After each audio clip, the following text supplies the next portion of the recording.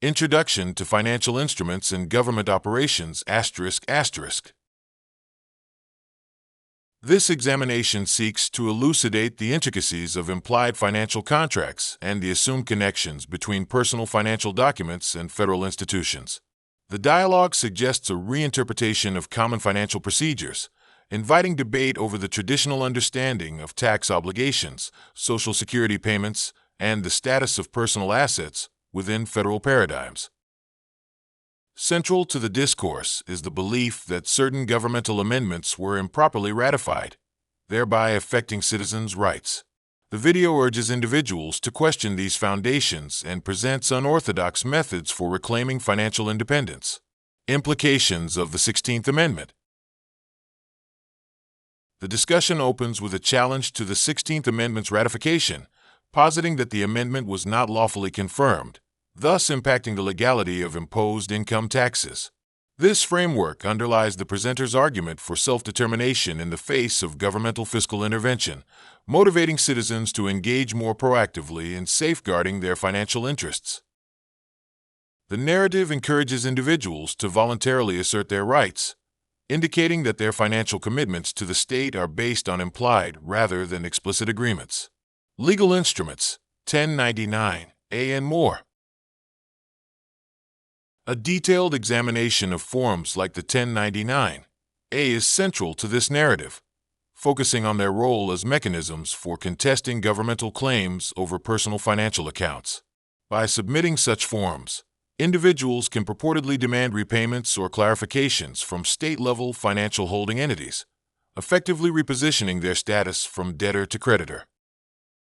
The process described involves intricate legal maneuvers, utilizing personalized endorsements on governmental documents to leverage changes in the perception of personal ownership of financial instruments. Interaction with Federal Reserve and banking systems. The dialogue further explores the relationship between personal financial assets and the Federal Reserve Bank. It critiques the common banking model, suggesting that personal mortgages and vehicle titles tie directly to Federal Reserve holdings. The premise is that banks operate without actual reserves, borrowing against personal assets often unbeknownst to account holders. An unconventional view is presented on how mortgages, Social Security, and bank-held assets are used as collateral by national banking systems, offering an alternative strategy for financial management and assertion of financial autonomy. Challenging the status quo, personal finance and legal rights.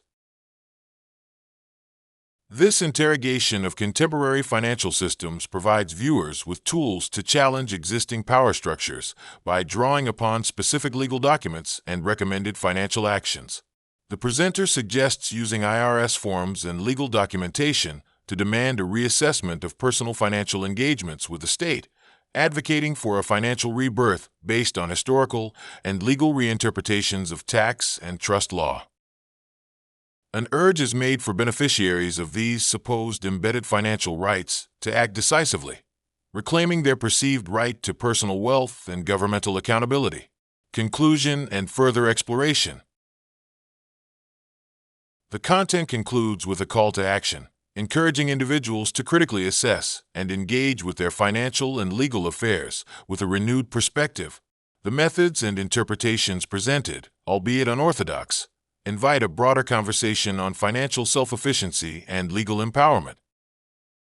For those intrigued by the provocative ideas aired in this discussion, a subscription to the YouTube channel is recommended for ongoing dialogue and access to further resources. Disclaimer. This information is for educational purposes only. This is not legal or financial advice. We offer this information as it is presented to us. We neither endorse or discredit it. Make your own decision regarding the content. For additional resources or questions, subscribe to this YouTube channel.